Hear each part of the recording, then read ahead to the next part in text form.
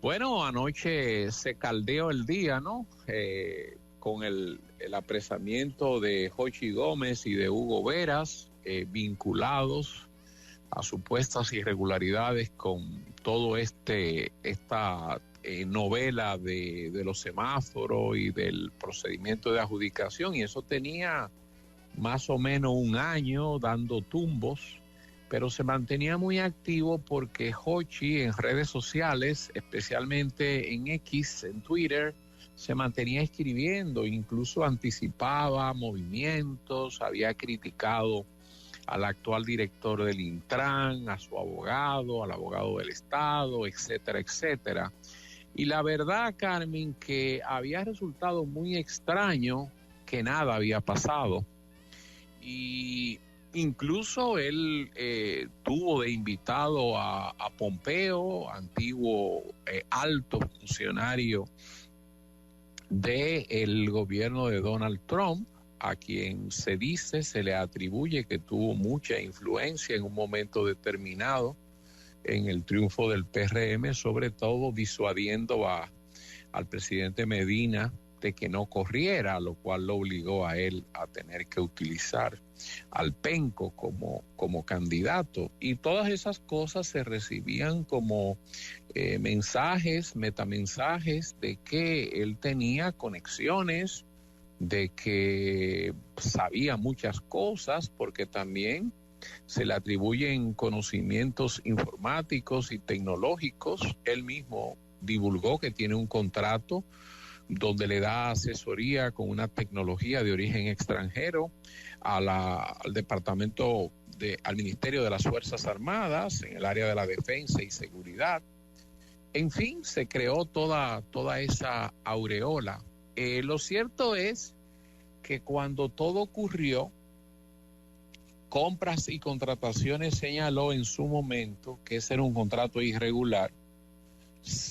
Incluso se llegó a imputar, no sé qué grado de certeza tiene, que alegadamente la compañía que concursó era diferente de la que se propuso, y que una compañía que alegaba tener experiencia por un número X de años era una compañía que apenas se había constituido en el año 2022.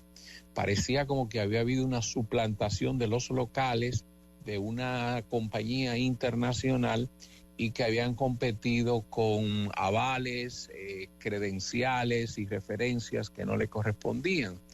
Lo cierto es que el contrato se otorgó, fue declarado irregular, y el contrato en condiciones que todavía no sabemos, porque lo único que sabemos es que a Jochi lo interrogaron y lo dejaron preso, y que allanaron a Hugo Veras anoche y que también lo dejaron preso, ayer quise decir, y también lo dejaron preso, pero nosotros no sabemos todavía cómo se construye la trama. Eso lo sabremos cuando el Ministerio Público, después que concluya, presente su acusación, y entonces uno pueda ver la narrativa de qué es lo que se hizo de manera irregular, qué se le atribuye como violación a la ley a Jochi Gómez y qué se le atribuye al señor Hugo Veras, porque ahora mismo sabemos que tiene que ver con el contrato, pero no sabemos qué hizo cada uno, lo que se llama la formulación precisa de cargos que se la tienen que hacer para que ellos puedan ejercer su defensa material y su defensa técnica también, aunque tienen sus abogados para eso, pero hay que conocer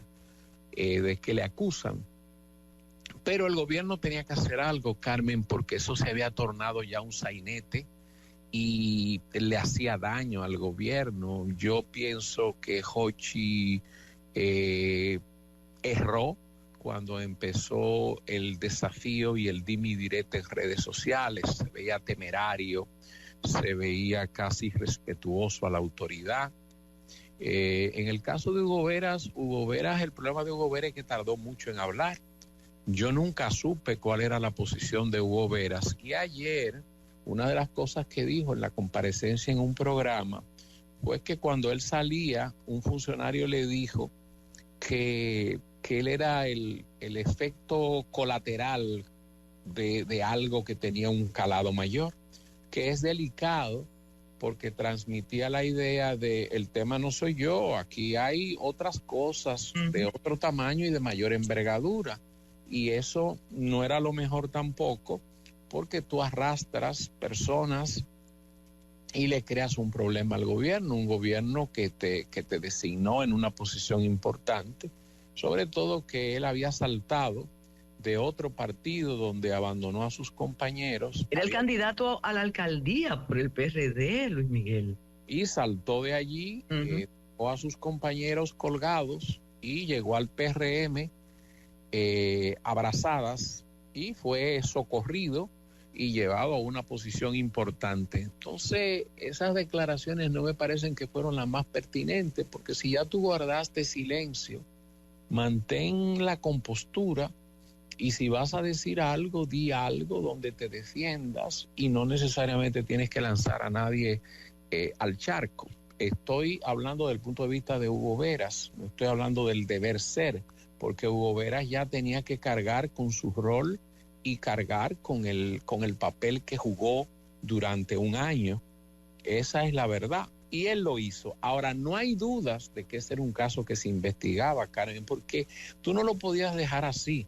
Al margen de que haya gente que es cercana al gobierno, que sean colaboradores, el gobierno, cuando las cosas llegan a ciertos extremos y hay personas que se han excedido o que no han hecho lo debido, a veces tiene que cortar por lo sano, o tienes que mandar el mensaje y dar el ejemplo, independientemente de que las cosas luego se resuelvan de otra manera o que no tengan el nivel de sanciones que las personas esperan, el público. Pero tienes que tomar medidas, porque entonces se le vuelve al gobierno un daño mayor, se le vuelve un problema. Y ya lo de los semáforos, porque no es solamente lo que pasó con la cancelación del contrato y que viniera el primer escándalo, que por cierto, en la narrativa de Hugo Veras, este es un tema de contrataciones públicas. Y yo no creo que sea un tema de contrataciones públicas, Carmen. Yo creo que si lo que contrataciones públicas dice que es verdad, y lo digo de esa manera porque yo no he visto la documentación, entonces contrataciones públicas tenía un punto. Ahora, lo cuestionable es que eso haya seguido. Lo que también es una provocación es el apagón de los semáforos. ¿Quién lo hizo? Dice Jochi que no fueron ellos, dice Jochi Gómez. Pero aquello fue un caos ese día que ocurrió, y todos lo recordamos, lo que pasó con la red semafórica, y eso se vinculó con una declaración del abogado de uno de ellos, que había advertido que simplemente al toque de un aparato, de un dispositivo electrónico, se podía apagar toda la ciudad. Entonces, una cosa, verdad o mentira, el imaginario colectivo los conectó y dijo, no, pero esto que pasó viene de aquel litoral. Sin embargo, Jochi decía que no, que eso no fue así. Son cosas que han quedado muy oscuras. Pienso que el gobierno tardó en actuar. Pienso que el gobierno debió haber venido frontalmente y decir, mire, esa red pasó esto, eso lo hizo fulano, sutano. El problema es que hay muchas cosas complicadas. Por ejemplo, llega Morrison y se encuentra con ese problema. Primero, no creo que Morrison sepa o sabía en ese momento todo lo que podía haber. ¿Cómo enfrento esto sin crear un escarceo mayor o generarle a mi gobierno un inconveniente? Mucha gente hablando, mucho silencio. Y entonces todo el morbo colectivo lo que hace es interpretar que aquel es muy poderoso, que hay mucha gentes importantes detrás, que no se ha hecho nada porque hay muchos pejes gordos involucrados. Eso es lo que va tejiendo el colectivo, y muchas veces no de manera desacertada. Entonces finalmente se actuó.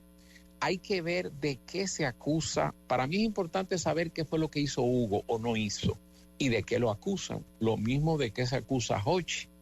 Mira, eso también hay que probar eso. Eso es importante, pero hay algo que no podemos descartar, Luis Miguel Pereira, y es que cada uno de ellos estaba prevalido de su impunidad, es lo que yo siento.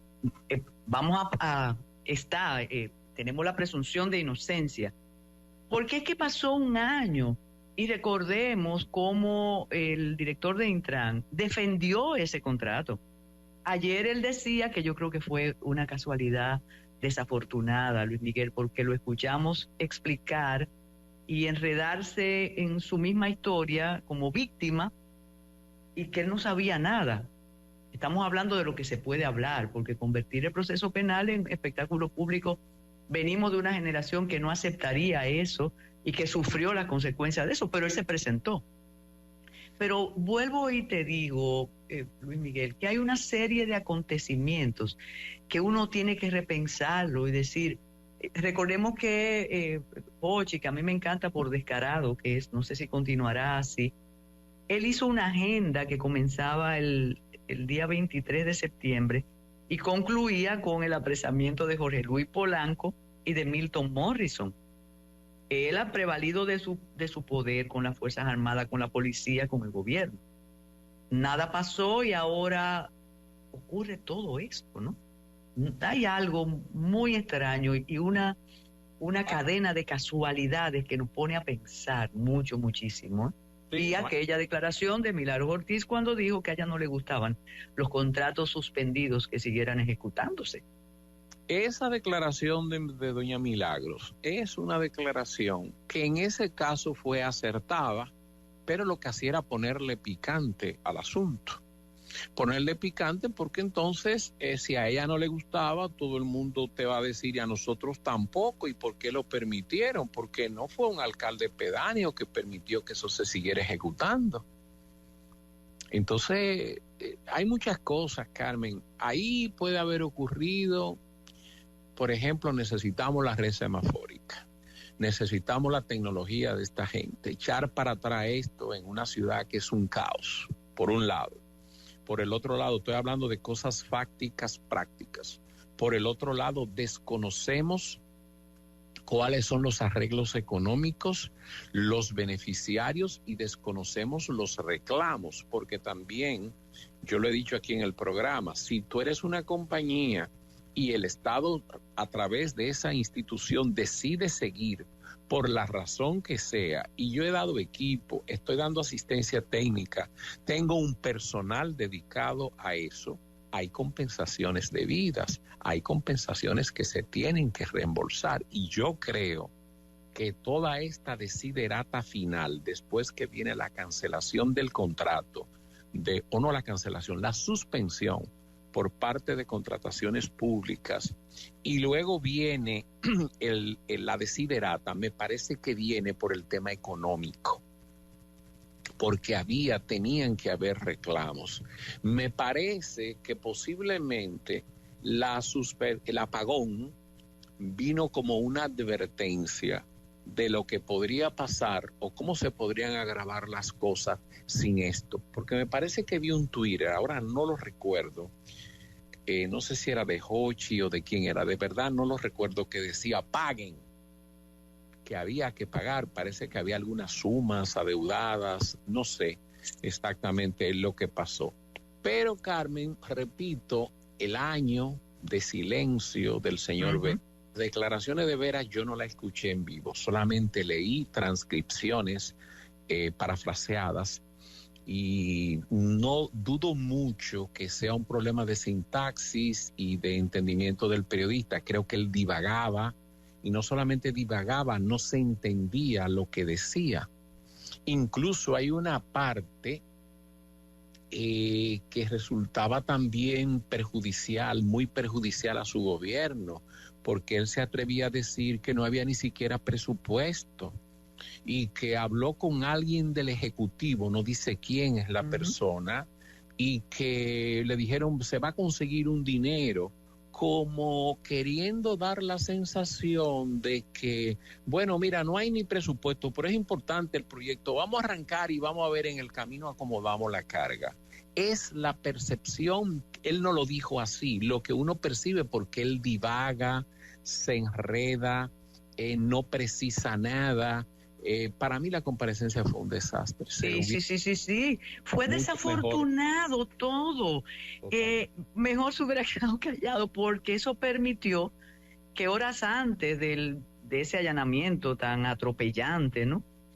Todos volviéramos a refrescar el asunto y a entender que realmente Veras un poco estaba jugando con con la explicación ofrecida, prevalido precisamente de lo bien que él cae en los medios y todo este asunto.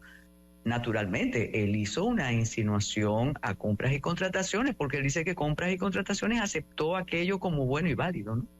Y estamos hablando de algo que no podemos obviar, Luis Miguel. Se trata de seguridad, de cómo estos muchachos, este joven Canaán, sigue diciendo que él controla a las Fuerzas Armadas, la seguridad, la policía, Cefrón, todo, ¿no?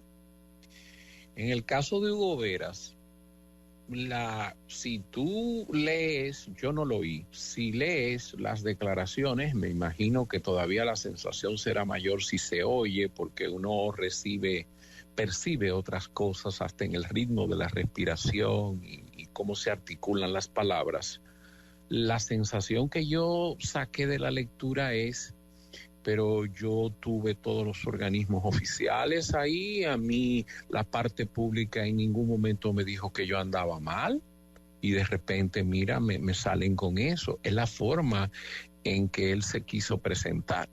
Yo no tengo eso muy claro, Carmen, no lo tengo muy claro, porque si tú haces una licitación de manera irregular, y se descubre luego que una empresa ha suplantado credenciales, o se descubre luego que la empresa no tenía las cualificaciones, o que hay otras violaciones, por ejemplo, a las bases de la licitación, o lo que haya sido el proceso, que no lo conozco, sencillamente la irregularidad está ahí.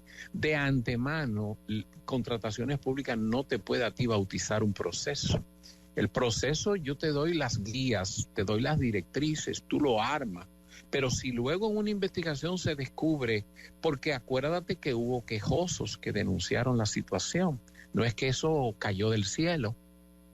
Incluso por aquí estuvo la compañía internacional, lo digo porque yo conozco al abogado que la representó, un abogado argentino, y me contó que estuvieron por aquí porque ellos se sintieron que fueron estafados. Ellos fueron... No, y dicen que Hochi iba a comprar esa filial o ese original, porque recuerda que también hubo una denuncia de falsificación de firmas y demás. Ahí hay muchísimas cosas. Entonces, no es como lo dijo el señor Veras. Veras tardó mucho en actuar y cuando viene ahora, él es totalmente inocente, él no sabe nada, y sencillamente la parte pública le falló. En otras palabras, tú arrastras al fango o pretendes arrastrar al fango a instituciones públicas o compañeros tuyos, y tú no has tenido nada, tú eres una víctima de todo este proceso, que eso entonces lo complementó cuando dijo que le habían dicho que él era un daño colateral. Daño colateral, o sea, hay que sacrificar a alguien y te vamos a sacrificar a ti. A mí no me parece que la cosa sea tan así. Síguenos en las redes sociales y suscríbete a nuestro canal de YouTube. Recuerda que el Matutino Alternativo no es otro más, es diferente.